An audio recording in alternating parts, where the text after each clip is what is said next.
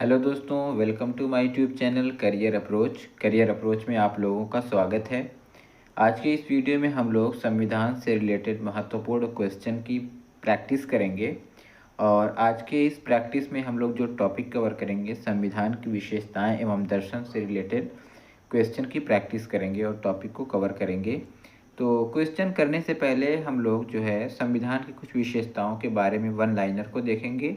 उसके बाद हम क्वेश्चन की प्रैक्टिस करेंगे। जो लोग बीपीएससी शिक्षक भर्ती 2.0 की तैयारी कर रहे हैं, चाहे वो 6 to 8 हो, 9 10th हो या 11 12th हो, उन सब के लिए ये क्लास बहुत ही इम्पॉर्टेंट होने वाली है, क्योंकि सभी लोगों में संविधान से रिलेटेड क्वेश्चन ज़रूर आएंगे। तो आइए क्लास को स्टार्ट करते हैं। संविधान की विशेषताओं के बारे में पहले वन लाइनर देखेंगे। मूल संविधान में अनुच्छेदों और अनुसूचियों की संख्या कितनी थी? तो इसमें हमारा हो जाएगा 395 अनुच्छेद एवं 8 अनुसूचियां थी जब मूल संविधान बनाया गया था। उसके बाद इसमें अनुच्छेद भी बढ़े हैं और अनुसूचियां भी बढ़ गई हैं। 12 अनुसूचियां हो गई हैं और अनुच्छेद लगभग 400 के करीब हो गए हैं। नेक्स्ट देखते हैं इसमें हमारा भारत का संविधान भारत को किस रूप में वर्णित करता है? तो ये राज्यों के संघ के रूप में वर्णित करता है। भारतीय संविधान के अनुसार राजनीतिक शक्ति का आधार क्या है? तो इसमें हो जाएगा भारत की जनता जो है भारतीय संविधान के अनुसार राजनीतिक शक्ति का आधार है।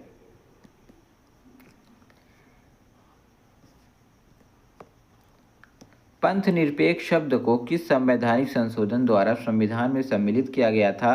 तो 42वें संविधान संशोधन 1976 में पंथ निरपेक्ष शब्द को जोड़ा गया था।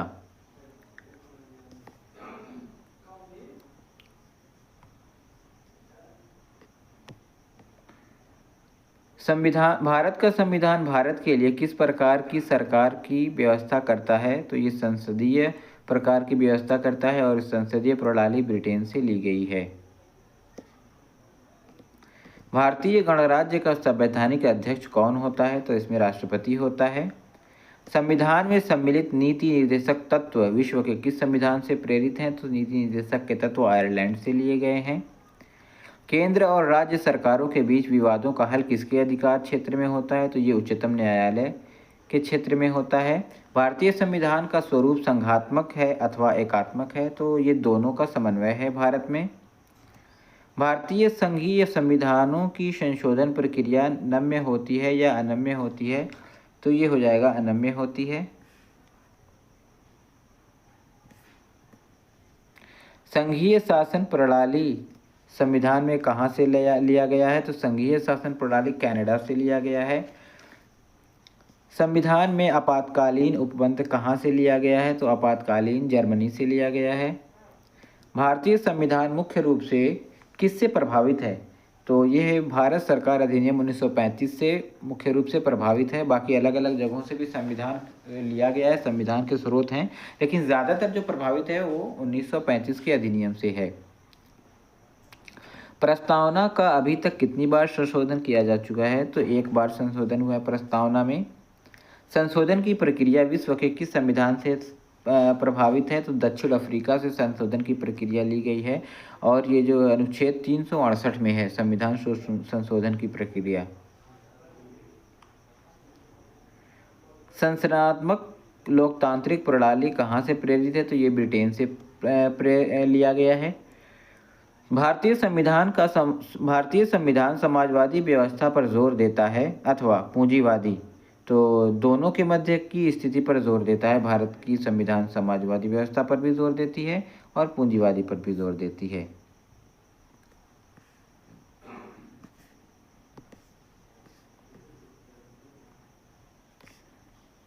वयस्क मताधिकार के लिए आयु सीमा 21 से किस संवैधानिक संशोधन के द्वारा की गई है? तो 61वें संविधान संशोधन 1989 के द्वारा की गई थी। पहले जो एज थी 21 साल थी और 61वें संविधान संशोधन के द्वारा 18 साल कर दी गई है। संविधान में वर्णित मौलिक अधिकारों की रक्षा कौन करता है? तो ये सर्वोच्च न्यायालय करता है। सर्वोच्च न्यायालय और उच्च न्यायालयों के न्यायाधीशों की नियुक्ति किसके द्वारा की जाती है? तो राष्ट्रपति के द्वारा की जाती है। संविधान द्वारा भारत में किस प्रकार की नागरिकता प्रदान की गई है? तो एकल नागरिकता प्रदान की गई है भारत में। द्वितीय भाग के अनुच्छेद 5 से 11 तक जो है नागरिकता से संबंधित है। नीति निर्देशक तत्वों को न्यायालय द्वारा प्रत्याभूत कराया जा सकता है या नहीं? तो ये नहीं कराया जा सकता। भारतीय संविधान को किस वर्ष अंगीकृत किया गया है? तो 26 नवंबर 1949 को अंगीकृत किया गया है। मिनी कॉन्स्टिट्यूशन किसे कहा जाता है? तो 42वें संविधान संशोधन 1976 को कहा जाता है। 42वें संविधान संशोधन को मिनी कॉन्स्टिट्यूशन किसे कहा जाता है? तो 42वें संविधान संशोधन को कहा जाता है। संविधान में संशोधन की प्रक्रिया का उल्लेख किस अनुच्छेद में किया गया है? तो अनुच्छेद 368 में किया गया है और ये जो है दक्षिण अफ्रीका से लिया गया है। संविधान का रक्षक किसे बनाया गया है? तो उच्चतम न्यायालय को बनाया गया है। संविधान का संरक्षक किसे बनाया गया है? तो ये उच्चतम न्यायालय को बनाया गया है।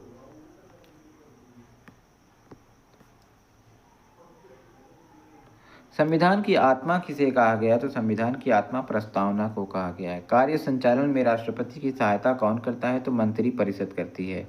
47वें संविधान संशोधन से पहले पंथ निरपेक्ष शब्द का एकमात्र उल्लेख संविधान के किस अनुच्छेद में किया गया था? तो 25(2) में किया गया था।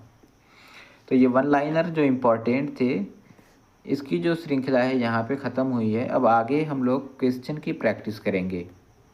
क्वेश्चन नंबर 1 है, संविधान में हमारे देश का उल्लेख किस नाम से किया गया है? तो इसमें हमारा आंसर ए करेक्ट हो जाएगा, इंडिया और भारत।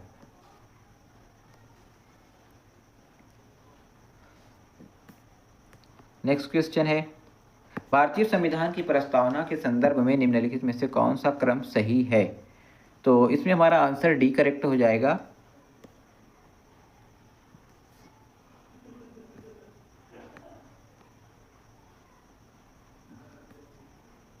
संप्रभु, समाजवादी, धर्मनिरपेक्ष, लोकतांत्रिक, गणराज्य, ये सही हो जाएगा।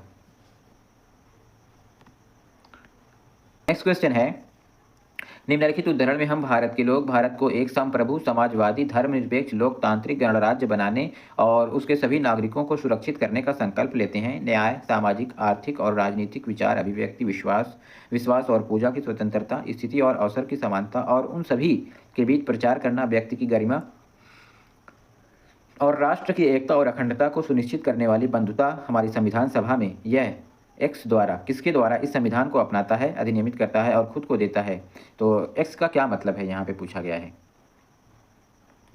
तो इसमें जो हमारा आंसर हो जाएगा नवंबर 1949 के 26वें दिन, नवंबर 1949 के 26वें दिन ये लिया गया था, अपनाया गया था।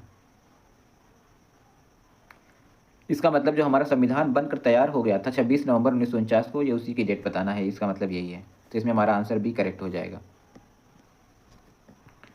क्वेश्चन है, 26 जनवरी 1950 को संविधान लागू होने पर भारतीय गणराज्य की वास्तविक संवैधानिक स्थिति क्या थी? तो आइए ऑप्शन देखते हैं। एक संप्रभु लोकतांत्रिक गणराज्य, हमारा इसमें बी आंसर सही हो जाएगा। एक संप्रभु लोकतांत्रिक गणराज्य। ओके, नेक्स्ट क्वेश्चन है, निम्नलिखित में से कौन भारत को एक धर्मनिरपेक्ष राज्य के रूप में वर्णित करता है? तो इसमें हमारा आंसर बी करेक्ट हो जाएगा, संविधान की प्रस्तावना। ठीक है, नेक्स्ट क्वेश्चन है, निम्नलिखित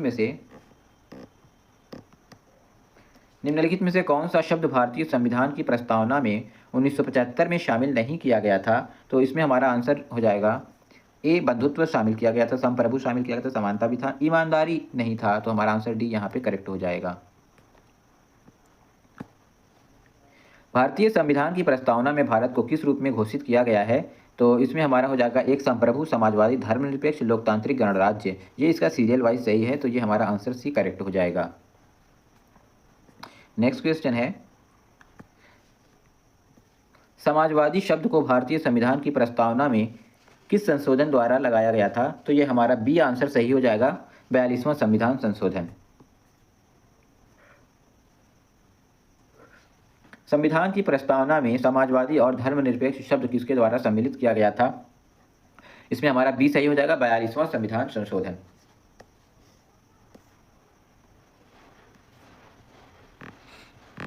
भारतीय संविधान की प्रस्तावना में धर्मनिरपेक्षता शब्द डाला गया था, तो 42वां संविधान संशोधन में डाला गया था। इंडिया इज अ रिपब्लिक यानी क्या हो जाएगा? इसमें हमारा आंसर सही हो जाएगा, इंडिया इज अ रिपब्लिक यानी ये ऑप्शन ए देखते हैं, यह सभी मामलों में अंतिम अधिकार वाले लोग हैं। भारत में सरकार की कोई संसदीय प्रणाली नहीं है। भारत में कोई वंशानुगत शासक नहीं है। भारत राज्यों का संघ है। भारत इज अ रिपब्लिक का मतलब हो जाएगा भारत में कोई वंशानुगत शासक नहीं है। इसका आंसर सी करेक्ट हो जाएगा। नेक्स्ट क्वेश्चन है, भारत के पास लोगों की संप्रभुता है क्योंकि संविधान की प्रस्तावना शब्दों से शुरू होती है। तो ये हो जाएगा हम भारत के लोग। भारत संविधान का जो प्रस्तावना है वो जो शुरू होती है वो हम भारत के लोग से शुरू होती है, इसलिए भारत के पास लोगों की संप्रभुता है क्योंकि संविधान की प्रस्तावना किन शब्दों से शुरू होती है। तो इसमें हमारा आंसर डी सही हो जाएगा, हम भारत के लोग से शुरू होती है। नेक्स्ट क्वेश्चन है, भारत के संविधान में हम भारत के लोग शब्द का प्रयोग कहाँ किया गया है? तो ये हमारा भारत के संविधान की प्रस्तावना में किया गया है। तो इसमें हम ऑप्शन देखते हैं, ऑप्शन डी हमारा इसमें करेक्ट हो जाएगा, संविधान की प्रस्तावना में किया गया है। नेक्स्ट क्वेश्चन है हमारा, सभी व्यक्ति पूर्ण रूप से और समान रूप से मानव हैं, इस सिद्धांत को कहा जाता है। तो इसको कहा जाता है सार्वभौमिकता। सभी व्यक्ति पूर्ण रूप से और समान रूप से मानव हैं, इसको क्या कहा जाता है? तो सार्वभौमिकता कहा जाता है। तो आंसर ए हमारा करेक्ट हो जाएगा। निम्नलिखित में से कौन भारत में सेक्युलर शब्द का सही अभिव्यक्त है? तो इसमें जो हमारा आंसर हो जाएगा, भारत में राज्य का कोई धर्म नहीं है, सेक्युलर का यही मतलब होता है। तो आंसर डी हमारा करेक्ट हो जाएगा। नेक्स्ट क्वेश्चन है, निम्नलिखित में से कौन सा शब्द भारत के संविधान की प्रस्तावना में नहीं है?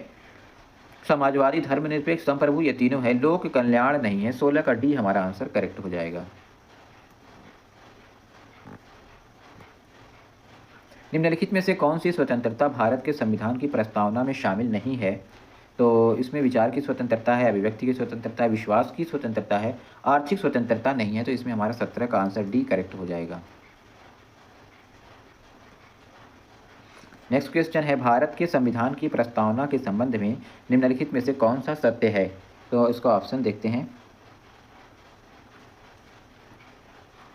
1950 में संविधान के प्रवर्तन पर समाजवादी और धर्मनिरपेक्ष शब्द प्रस्तावना का हिस्सा नहीं था। तो यही हमारा आंसर सही हो जाएगा, क्योंकि ये जो समाजवादी और धर्मनिरपेक्ष ये शब्द था 42वें संविधान संशोधन में जोड़ा गया था, जिन्हें मिनी संविधान कहा जाता था। तो इसमें हमारा आंसर ए करेक्ट हो जाएगा। भारतीय संविधान के किस भाग को संविधान की आत्मा के रूप में वर्णित किया गया है? तो इसमें हमारा सी सही हो जाएगा, जो प्रस्तावना है वो भारत की संविधान की आत्मा कहा जाता है। तो आंसर सी हमारा करेक्ट हो जाएगा। निम्नलिखित में से किसे भारतीय संविधान की प्रस्तावना को एक संप्रभु लोकतांत्रिक गणराज्य की कुंडली कहा जाता है? कुंडली कहा, तो इसमें हमारा जो आंसर हो जाएगा के.एम. मुंशी ने कहा है। इसमें हमारा जो आंसर करेक्ट हो जाएगा वो डी हो जाएगा, के.एम. मुंशी ने भारतीय संविधान की प्रस्तावना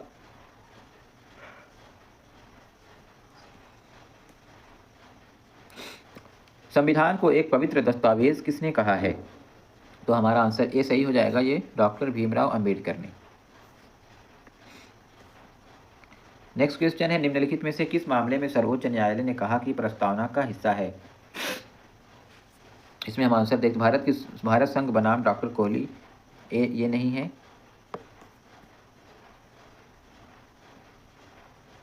बनारसी दास बनाम यूपी राज्य, ये भी नहीं है। और बम्बई बनाम भारत संघ, तो इसमें हमारा आंसर ये सही हो जाएगा, बम्बई बनाम भारत संघ। निम्नलिखित में से किस मामले में सर्वोच्च न्यायालय ने प्रस्तावना को भारतीय संविधान की मूल संरचना का हिस्सा माना है? तो इसमें हमारा आंसर हो जाएगा Keshavananda Bharati case.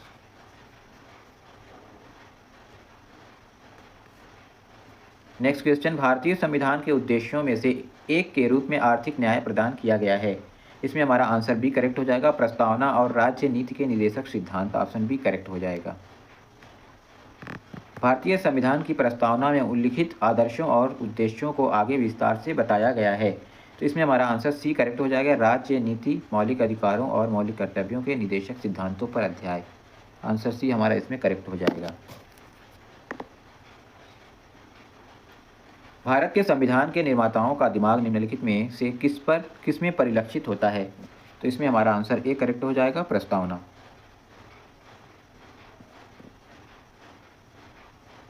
Next question है, भारतीय संविधान का उद्देश्य निम्नलिखित में से किस में परिलक्षित होता है? तो इसमें हमारा आंसर सही हो जाएगा बी, संविधान की प्रस्तावना। ऊपर का क्वेश्चन सेम क्वेश्चन था। भारत के संविधान की प्रस्तावना में कितने प्रकार के न्याय का उल्लेख किया गया है? इसमें हमारा आंसर बी करेक्ट हो जाएगा, 3 प्रकार के न्याय का उल्लेख किया गया है। समाज में समानता के निहितार्थों में से एक का अभाव है। इसमें हमारे आंसर ए करेक्ट हो जाएगा, विशेषाधिकार। निम्न में से कौन सा सही है? हमारे संविधान में सामाजिक समानता की गारंटी नहीं है। हमारे देश में पहले से ही सामाजिक समानता मौजूद है। हमारे संविधान में सामाजिक समानता की गारंटी है। उपयुक्त में से कोई नहीं। तो इसमें जो 30 का हमारा आंसर सही हो जाएगा, सी, हमारे संविधान में सामाजिक समानता की गारंटी है। निम्नलिखित शब्दों पर विचार कीजिए। समाजवादी, लोकतांत्रिक, संप्रभु, धर्मनिरपेक्ष। प्रस्तावना में दिए गए शब्दों का सही क्रम चुनिए। तो इसका सही क्रम क्या हो जाएगा हमारा? 3, 1, 4, 2। संप्रभु, समाजवादी और लोकतांत्रिक गणराज्य लास्ट में होगा। संप्रभु, समाजवादी, धर्मनिरपेक्ष, लोकतांत्रिक गणराज्य, ये हो जाएगा हमारा सही। तो इसमें हमारा आंसर ए करेक्ट हो जाएगा। नेक्स्ट क्वेश्चन है 42वें संविधान संशोधन द्वारा निम्नलिखित में से कौन से शब्द प्रस्तावना में जोड़े गए हैं? तो इसमें जो हमारा आंसर हो जाएगा, समाजवादी जोड़ा गया है और धर्मनिरपेक्ष जोड़ा गया है। तो इसमें हमारा आंसर बी करेक्ट हो जाएगा, 1 और 3। संविधान की प्रस्तावना के संबंध में निम्नलिखित कथनों पर विचार करें और नीचे दिए गए कोड का प्रयोग करें। जवाहरलाल नेहरू द्वारा उद्देश्य प्रस्ताव अंततः प्रस्तावना बन गया, सही है। यह न्यायोचित नहीं है, ये भी सही है। इसमें संशोधन नहीं किया जा सकता है, ये गलत है, क्योंकि संविधान में संशोधन किया जा सकता है और ये संविधान संशोधन की प्रक्रिया जो है वो अफ्रीका से ली गई है और 368 अनुच्छेद में है। तो इसमें हमारा आंसर जो है 1, 2 और 4 सही हो जाएगा। तो हमारा जो ऑप्शन इसमें करेक्ट होगा बी वाला, 1, 2 और 4। नेक्स्ट क्वेश्चन है 26 नवंबर 1949 को अंगीकृत संविधान की प्रस्तावना में कौन सा शब्द मौजूद नहीं था? तो समाजवादी, धर्मनिरपेक्ष, वफादारी, गणतंत्र। तो समाजवादी, धर्मनिरपेक्ष ये दोनों बाद में जोड़ा गया था 42वें संविधान संशोधन में, और ये वफादारी भी नहीं है। तो 1, 2 और 3 नहीं था। तो हमारा आंसर ए करेक्ट हो जाएगा यहाँ पे। अगला क्वेश्चन है, संविधान का लक्ष्य अपने सभी नागरिकों को सुरक्षित आश्वासन देना है। इसमें ऑप्शन 1 है न्याय, सामाजिक और आर्थिक, सही है। विचार और अभिव्यक्ति की स्वतंत्रता, ये भी सही है। अवसर की समानता, ये भी सही है। व्यक्ति की गरिमा, ये भी सही है। तो इसमें हमारा आंसर डी करेक्ट हो जाएगा, ये सभी। नेक्स्ट क्वेश्चन है और लास्ट क्वेश्चन है इस सीरीज का, संविधान में दी गई प्रस्तावना नंबर 1 न्यायालयों में परिवर्तनीय नहीं है, सही है। महत्वपूर्ण है और उपयोगिता है, ये भी सही है। शासन के उद्देश्यों का वर्णन करता है, ये भी सही है। हमारे संविधान को न्यायिक अर्थ देने में मदद करता है, ये भी सही है। तो इसमें हमारा आंसर जो है डी करेक्ट हो जाएगा, 1, 2, 3, 4। आज की जो भारत के संविधान की जो विशेषताएं एवं दर्शन टॉपिक से आज के इंपॉर्टेंट क्वेश्चन की जो सीरीज़ हमने की है, ये लास्ट क्वेश्चन था। और आगे की जो टॉपिक होगी अगले वीडियो में हम लोग लेके आएंगे इसी तरह के इंपॉर्टेंट क्वेश्चन की सीरीज़। तो फिर मिलते हैं नेक्स्ट वीडियो में।